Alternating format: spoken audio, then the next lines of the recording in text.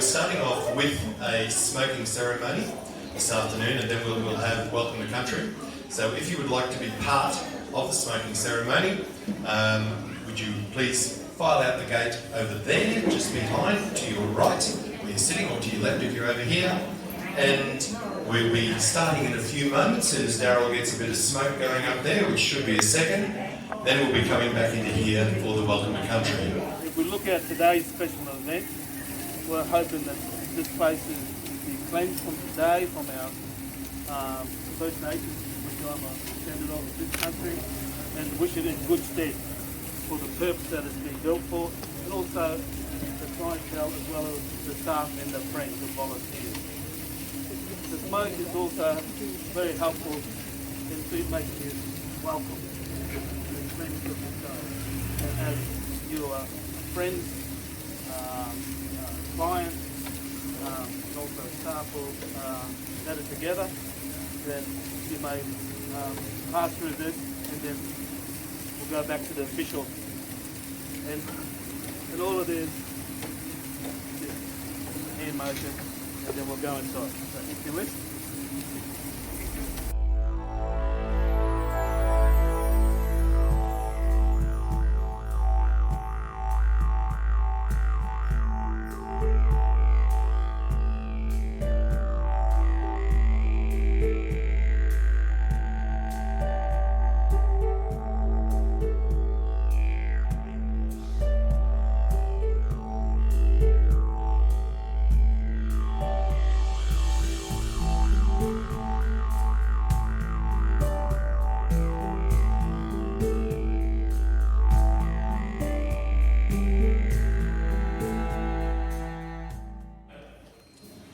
Good afternoon all. I've got a comment here, lovely tableland weather. And you can take that literally whatever it presents. And I wasn't sure whether we were able to do the smoking ceremony just an hour or so ago with it starting to rain. But I wish to acknowledge dignitaries, Shane, Rod, and also the President here, the Better Together team, clients, elders, First Nation representatives, ladies, gentlemen, children. I begin by thanking Jennifer Cox and the Better Together for the invitation to deliver a Welcome to Country address for this afternoon's special and significant community event, the opening of the new Atherton Better Together facility. As introduced, my name is Daryl Joseph, and I'm a proud Australian, a Tabelander, and a descendant of the Tabelander Yidinji nation. I accepted this invitation to participate in this important community event to perform the Welcome to Country as a representative and with full respect and honour to my ancestors, past and current elders, which I have here today, and those emerging, such as myself, even though I try to deny it, regarding this land, this country where we meet to conduct this open ceremony. Tabelander Yidinji country consists of descendants of two custodian clans, the Warraba and the Bunnings peoples. The elders informed the ancient Tabelander Yidinji country land and waters is situated in the bounds of North Yidinji National Park, west to the headwaters of Mount Emerald, south to the headwaters of the Herberton Range, east across to Mount Hypitney, including Lake Eacham and Lake Marine, and to the top of the Gillies Range. As a custodian, as a descendant, and as a representative on behalf of the Tabelander Yidinji nation and its people, I express a warm and sincere, and I'll read in language, Balam Gudan, Naranju Tabelander Yid, Yubande, Nalan Nanjan, Balam Gudan, Najandu, Balam Gudan, Najandu, Balam Gudan, Najandu. Welcome to Tabelander Yidinji country on behalf of the Yidinji elders. Welcome, welcome, welcome to this land, to this place, to celebrate the opening of the new Better Together facility and continue their vital and much needed services to the Tabelander region in collaboration with other diverse stakeholders. In closing, I wish to thank Better Together management, staff and volunteers for their invitation and the privilege to participate in the opening ceremonies here this afternoon. And may you all enjoy this significant and memorable occasion. Thank you. Thank you very much, Daryl. First of all, I'd like to just show you a small plug on the wall up here, which you can take a look at if you come through, and that is to Sam Anning. Sam Anning is the artist who designed our entry artwork on the floor, I imagine you'd call it there. And today we have his daughter, because he can't be here today, so we've got Sharon Caulfield, and she's going to say a few words on behalf of Sam and what the artwork's all about. Please welcome Sharon.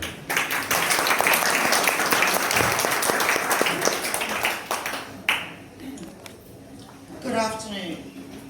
My name is Sharon Caulfield. I am Sam's daughter. It is my pleasure to speak on behalf of my dad and my elder today.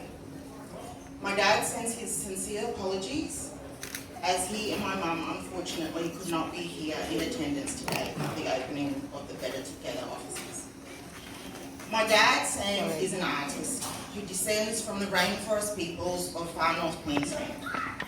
His heritage descends from Yidinji of the tablelands and coastal regions, Najan, and further to the Cooktown Cape Flattery peoples. Sam's roots and connections to the tableland Yidinji is deeply seated to the land of his Bama, who came before him. Continuing for him, having been born and bred here in Atherton, raised and attending schools on the tablelands. Sam's own dad, my grandfather, Victor Anning, was born on the banks of Maslin Creek. To Maggie, a lady of Najan bloodlines on the traditional Yidinji lands of his father, Jerry. Sam's great-grandfather, Jerry, was born at Kirai, and his great-great-grandmother, Lena Cowley, later Anning, was born at Tinaroo. Sam has been an artist of many different mediums for most of his adult life, is now in his late 60s and on the cusp of entering his 70th year. Ever since I was a young girl, Dad did art, and for years worked around his Bumma culture.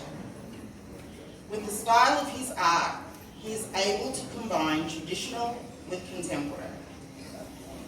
This artwork throughout the building, in his words, is about our Stone Age Aboriginal people. The design is just a small look into the past of our people. My dad has always been deeply connected to his identity and traditional lands, and this has not waned in his later years.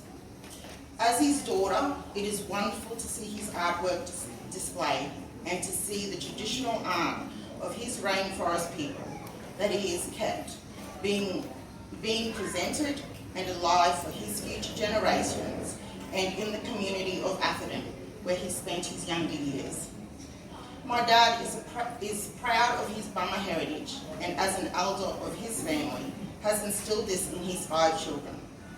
We in turn to teach our children the importance of who they are, building a strong respect for self and others, and in addition, pride in their identities as descendants of the land of their ancestors, the First Peoples.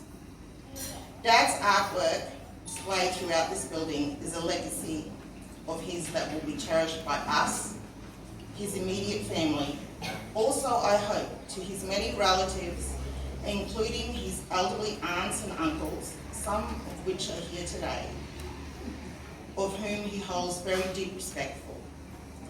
This artwork represents us all. Thank you for giving Sam, my dad, the opportunity to share his artwork in such a way. The art has a story, and this he has shared, so if you have time, please have a read. Thank you.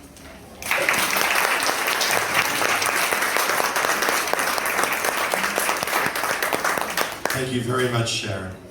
Rightio, folks. Now, as far as this building, which we call the Atherton Community Centre, is concerned, it would not have happened if it hadn't been for one man. And we've just been able to get rid of this man out of our organisation, you know, after quite a few years, because he always threatened. He said, when I get this place built, he said, I'm gone. Well, that was a 6-year, I suppose, adventure for him. And I'd like to introduce John Russell. John, please. John is a very long-standing CEO with this organisation. With John, honestly, this building would not be here today if it hadn't been for John's efforts. And I'd like to also acknowledge my fellow board members. There's 4 or 5 of us sitting in the audience today, because we were all right behind John with this. But if John hadn't have just pushed and pushed and pushed, and as I said, and I'm not exaggerating when I say it was a 6-year adventure that went on through there. And of course, every year the price kept going up. What we could afford kept going down. And we did have a Taj Mahal, but then in the 18 months basically from when we were able to get our grants, but before we were able to get builders to actually start on it, prices went up incredibly, so we had to come down a little bit, but we still have such a wonderful, wonderful community centre here today. So I'd like to hand over to John and get him to say a few words. Thank you, John.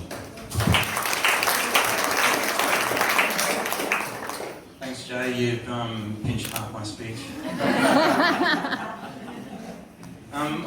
My role here, I guess, is just to acknowledge the support and help that we've had over the years in getting this project up and running.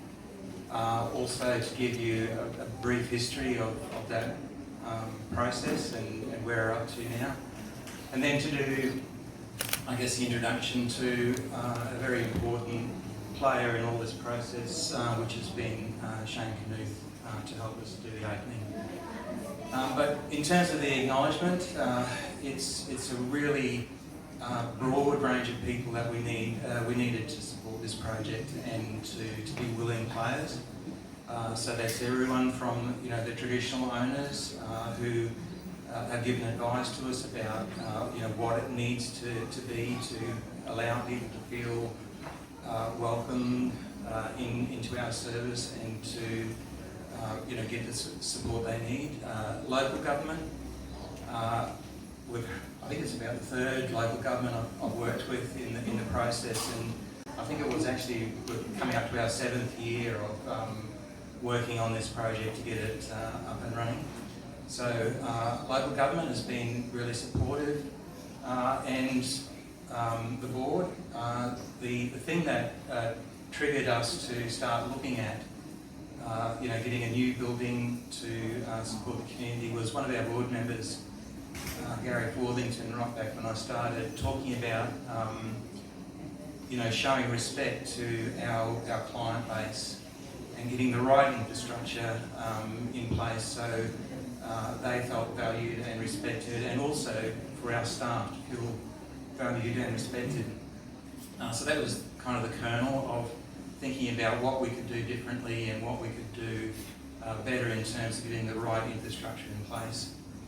And then about 7 years ago I met a guy called Donald Hayes, who worked for the Department of Communities, who was up to look at the old building that we had, the building at 38 Maple Street, and he was going to spend something like $200,000 to bring it up to standard. So he wouldn't have added anything to the infrastructure, we just would have brought it up to the standard. So my whole afternoon was spent trying to bend his ear and convince him that he shouldn't spend $200,000 doing that. He should try and work with the department and argue the case for a new building, a purpose-built piece of infrastructure.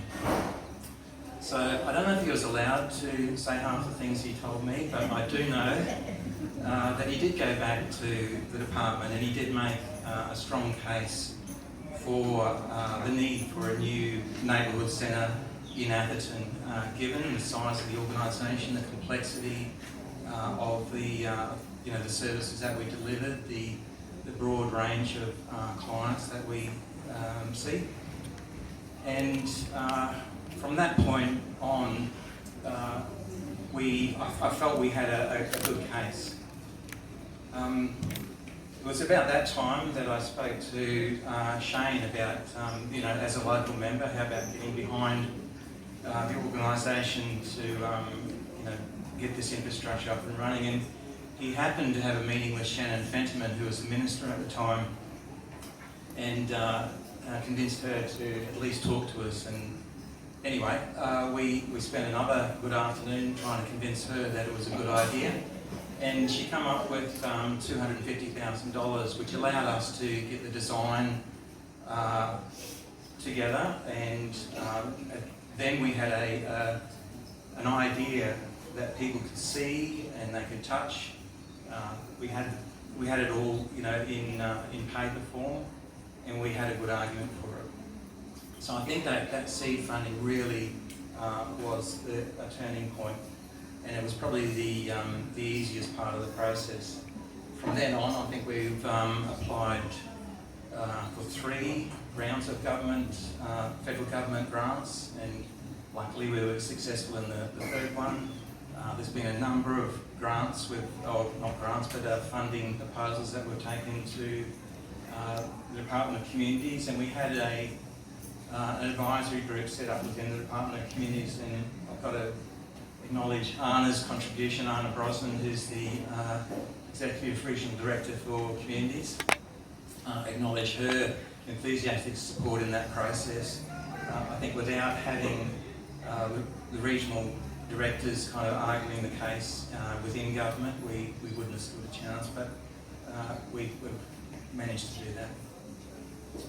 So after all of the rounds of funding application, we got to the building process, and as Joe mentioned, by the time we got to that process, we were about to go out to tender, and we thought, well, we better check the design and whether the funding is going to cover the design.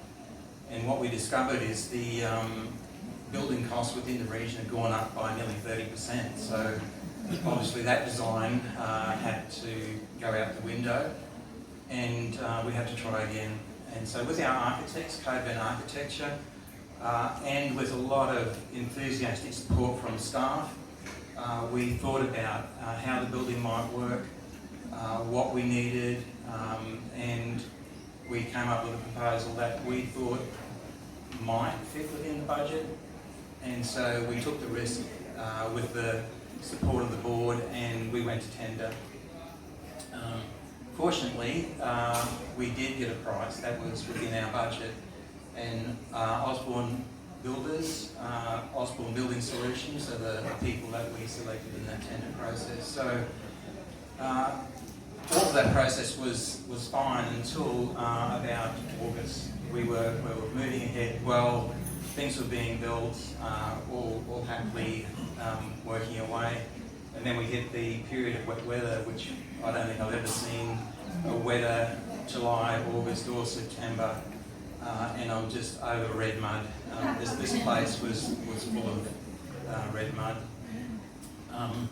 And what that meant is all of the timelines started to blow out, and we had to leave our other infrastructure. So what we've done in the last few months is basically moved into a construction site with the goodwill of the architects, the goodwill of the builder, and the amazing fortitude of the staff and the people that work here and our clients. I think we're pretty close to having it up and running. So that's the brief history. There's a lot more detail that I've left out. My next job, I guess, in all of this is to talk about Shane and to get into open building for us. The thing that normally happens in these openings is we'd have the minister here to do the opening and we'd unveil the plaque. But I think appropriately, that's not going to happen. They're just not available. But really appropriately, I think Shane will step in and open the building for us. And that's because Shane's been involved in this for almost as long as I have. and lobbying and getting the doors open, talking to ministers, making the case, and I just think it's really appropriate that Shane's involved in the opening. So without any further ado, I might hand over to Joe to... Who was that? You were the MC and I was allowed to do that. Thank you very much, guys. Shane, I would like to invite you to the microphone, please, because as John said, Shane has been a wonderful, wonderful supporter of this and been around, and we've worked together with the board, John, everyone on this, and it's been fantastic to have him as a major supporter behind. And I know you're a man of a few words and you're going to keep it to 5 minutes, aren't you, Shane? 1.5. Thank you, it's a great honour to be here today, and what a great facility, and it's great to see so much support from the community. Being a state member of parliament, there's a lot of issues out there, and with regarding politics, and I'm a sports player, I like playing sports, and they're involved with different things, but I just want to say that the most important issue that'll ever come our way is our health and our well-being. And I really believe that this facility provides for that, and it supports those that are in need. It supports the battlers and those that are in difficult circumstances, which we all face in times of our life. Just in regards to all the Better Together team, and I've got to try and remember this because their name changes, Joe, over the last 7 years. The Atherton Community Centre, that's the name of it now. It was known as the Hub. And we also had community service tablelands, which were with lobbying. And just in regards to, if you want something from a community, if you've got a community behind you, you'll get that project over the line. But it doesn't come on a silver platter. There's a lot of work that's put in. And so I'd probably like to acknowledge the board and the former team of the community service tablelands and all the service groups that were there passionately behind this project. But I do want to acknowledge a former minister, the former Minister for Communities, which is Sharon Caulfield-Anning. She is now the Minister for Health, and the role that she had played coming up here, meeting with the team, and basically the case was strong, and she provided the $270,000, $250,000, sorry, John, of the business case. That got everything started, that got the ball rolling. But then it was the funding. We got the plans in place, we needed the funding, and now there was a new minister in place, which was Coralie O'Rourke, and Coralie was very, very supportive, acknowledging that business case, but she said that I don't have the authority, you need to get the Treasurer on board. So then we were meeting the Treasurer, and the Treasurer basically come around and said, all right, I can see the work that's been put in it, the 270 case, study, the support letter from Coralie O'Rourke. I'm with you on this, but you need to get the feds to pay for the other half. So we got half the funding from the state, and the feds were just playing very hard to get on this, and you probably remember, John, and it was 3 years delay. And I think there must have been an election coming, something like that. But I do want to acknowledge the current Minister for Communities, and that is Leon Enoch. And we went to Leon to say, Leon, and we said 3 years ago the funding was provided. Leon came out and basically said, the funding's still there, and you still need to get the feds on board, but I'm prepared to lobby the feds and also to provide a letter of support to the feds. So I think election was coming, John, and the feds 3 years later finally come around, and here is the facility here today. So this is going to be no doubt great for the community of the Tablelands, but just before I came up here, I had contacted Leon, who's doing a conference down there in Brisbane. So she didn't have much to say, but she said to, and I'll just read this out, give us 1 second, and probably with not the support of Leanne, this probably would have been built 2 years down the track. It still would have got over the line because we're very passionate. And she just says,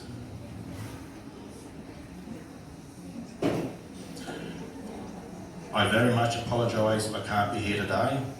The Atherton Neighbourhood Centre to replace the Maple Street Centre as it was no longer meeting the community needs. Queensland invested almost $2 million into the much needed new centre.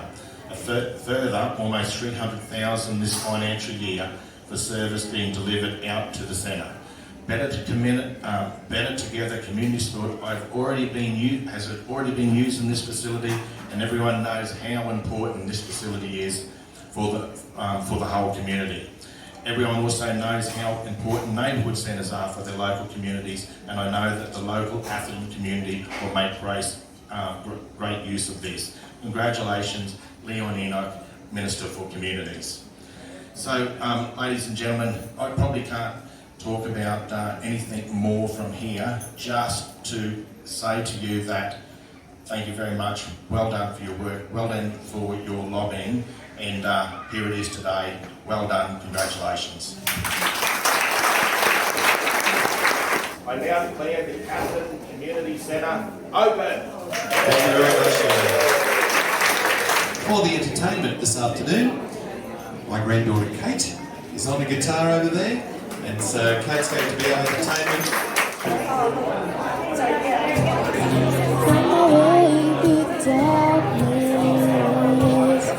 Got a body beating hard.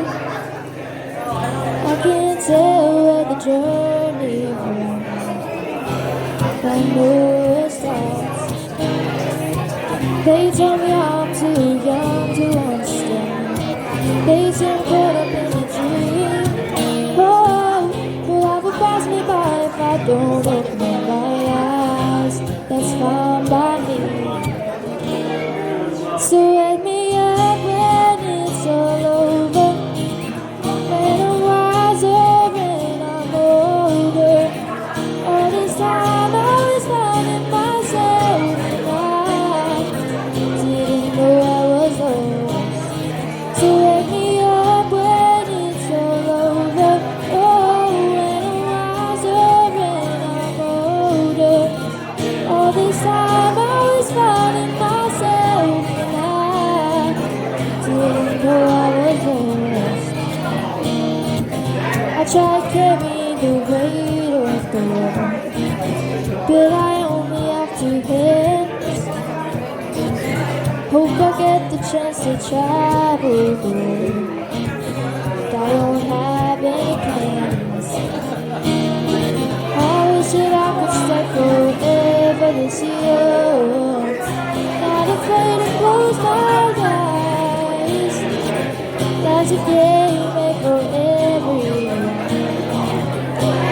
Love is a prize. So wake me up when it's all over, when I'm wiser and I'm older. All this time I was finding myself, and I didn't know